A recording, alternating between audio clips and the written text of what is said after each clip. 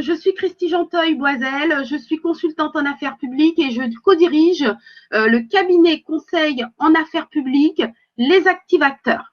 Alors, je vais faire une toute petite parenthèse concernant quand même les vœux pour cette année 2021. Je suis très consciente que l'année 2020 n'a pas été simple et donc même si on est hors limite, je vous souhaite à tous une excellente année 2021, que ce soit sur un plan personnel ou un plan professionnel, voilà, que vos projets se réalisent.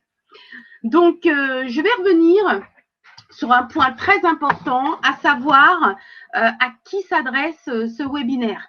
Alors, ce webinaire s'adresse aux entreprises innovantes, que ce soit les dirigeants ou des managers d'entreprises innovantes, qui veulent vendre des solutions durables aux collectivités.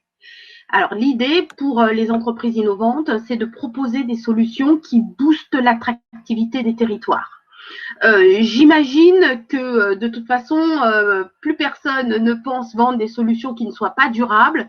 Il est évident que quand on veut vendre aux collectivités, il est devenu pratiquement inévitable d'être dans une démarche de développement durable ou du moins de proposer une solution qui s'inscrive dans cette démarche. Alors, en tant qu'entreprise innovante, j'imagine que vous voulez faire connaître vos solutions, votre expertise, vous voulez vous positionner sur des marchés publics, vous voulez vendre aux collectivités des projets. Souvent, ça passe par l'installation d'un pilote, d'un POC, comme disent les start-upers, c'est-à-dire un proof of concept. C'est l'équivalent du mot pilote en français. Vous voulez peut-être développer un partenariat avec la collectivité l'objet du travail de mon cabinet conseil, c'est de vous aider à mettre tout cela en œuvre. Alors, ma mission principale au sein du cabinet Les Activateurs, c'est prendre des rendez-vous qualifiés avec des décideurs publics dans la cible de mes clients.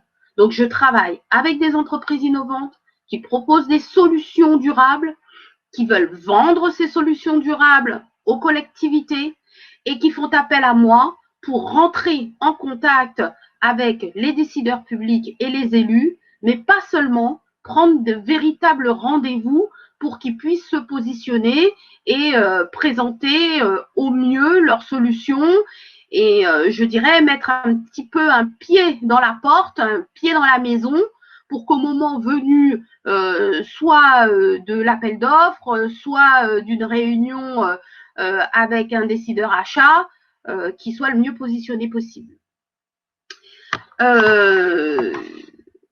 Alors, vous avez tous pu constater qu'il y avait un lien, il y a un lien pour prendre un rendez-vous avec moi pour avoir un rendez-vous stratégique.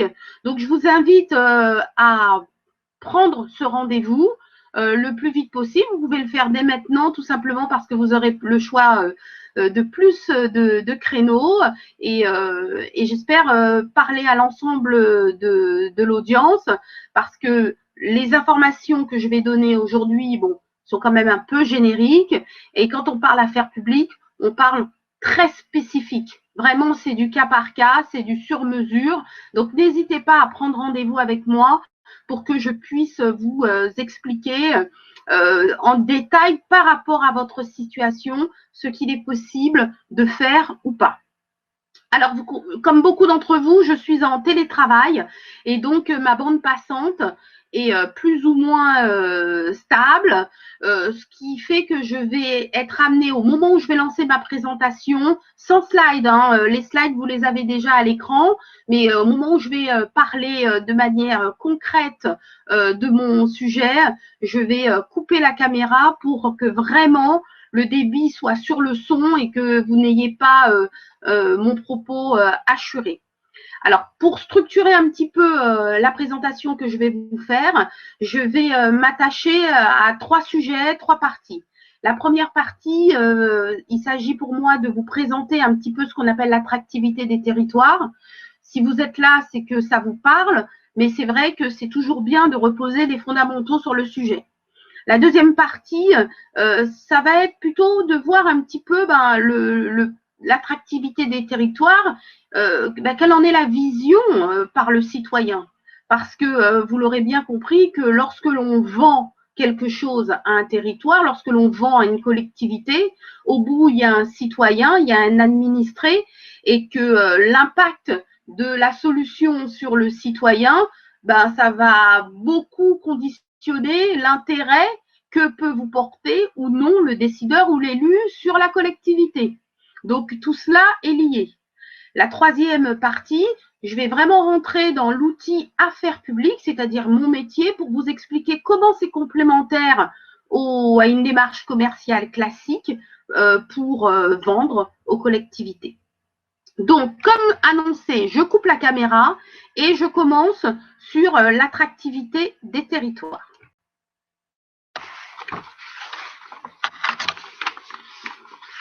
Alors, déjà, je vais commencer par vous proposer une définition. Je sais que on n'a pas forcément envie de parler définition, mais c'est toujours bien de bien positionner les choses. Et l'attractivité d'un territoire, c'est généralement assimilé à sa capacité à attirer et à retenir les facteurs mobiles de production et la population. En gros, l'attractivité des territoires, c'est deux types d'acteurs. D'une part, on a les personnes physiques.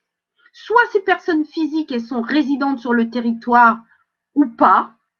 Et on a les organisations. Alors, les organisations, ça comprend les entreprises, ça comprend les administrations, les institutions, type associations, ONG.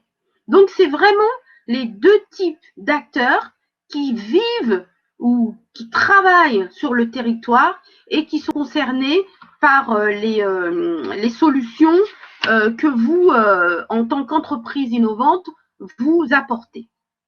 Alors, il faut bien comprendre que ce qui caractérise l'attractivité des territoires, c'est la capacité de la collectivité à fidéliser cette population qui vit ou qui travaille sur le territoire. Donc, on a une population, on va dire, qui est en installation temporaire sur le territoire. On a une population qui est en installation durable sur le territoire. Et évidemment, ça va beaucoup jouer sur l'attractivité en général du territoire.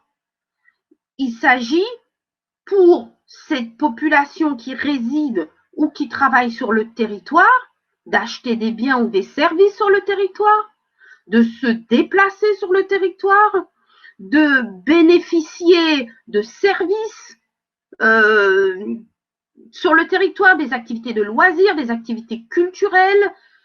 Et tout ça représente une manne économique pour le territoire. Donc, c'est très important de toujours bien garder en tête qui sont les acteurs qui font vivre le territoire. Parce que lorsque vous allez entrer en démarchage vis-à-vis des décideurs publics, il faudra bien sûr que vous soyez en phase avec ce que la population, entreprise ou particulier attend sur le territoire et aussi en adéquation avec les attentes du décideur public du territoire. Il y a en plus une dimension importante sur le territoire qui est celle de l'investissement des investisseurs. Les décideurs sont très friands, ils sont dans l'attente d'investisseurs qui vont venir s'implanter sur le territoire, soit en agrandissant des établissements qui existent, soit en créant de nouveaux établissements, et en tout cas en développant l'emploi sur le territoire. Donc, il est évident que ces aspects-là vont jouer en votre faveur ou non en fonction de la solution que vous proposez. Il vous a certainement aussi pas échappé qu'il y a de plus en plus de classements de villes ou de territoires en termes d'attractivité. Donc, ces classements de territoires ne sont pas anodins. ça veut dire que les citoyens, ça veut dire que les entreprises qui sont installées sur le territoire sont très sensibles à ce qui s'y passe et aux nouvelles solutions qui peuvent être implémentées. Il y a une tendance qui se dégage depuis un certain nombre d'années, depuis les fameuses conférences pour l'environnement, les COP, les territoires sont face à des enjeux qui sont de plus en plus qualifiés de durables. Compte tenu de la crise sanitaire maintenant, crise économique, crise environnementale, la notion de territoire durable s'est vraiment installée. Donc, ça veut dire que les entreprises innovantes qui apportent des solutions, comme je le sous-entendais tout à l'heure, bien sûr qu'elles apportent des solutions durables. Donc, votre capacité à montrer que vos solutions durables en tant qu'entreprise innovante va être déterminante. On a un nouveau concept de ville et de territoire durable qui touche l'espace urbain, qui touche l'action de la puissance publique. Ces sujets sont devenus vraiment très, très importants. Alors, en conclusion, sur la partie qui concerne donc l'attractivité des territoires, je voudrais souligner le fait que cette attractivité met directement en concurrence les territoires. Donc, il y a un enjeu pour les territoires, pour un territoire d'être plus attractif qu'un autre. Et c'est là que les entreprises innovantes qui proposent des solutions durables ont clairement une carte à jouer. Apporter des solutions innovantes, durables, qui permettent à un territoire d'augmenter son attractivité, de faire venir plus de particuliers, de faire venir plus d'entreprises, d'attirer des investisseurs.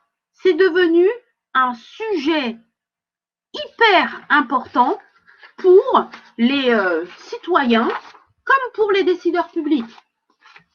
Et comme pour les entreprises aussi qui sont déjà installées sur le territoire ou qui envisagent de s'y installer.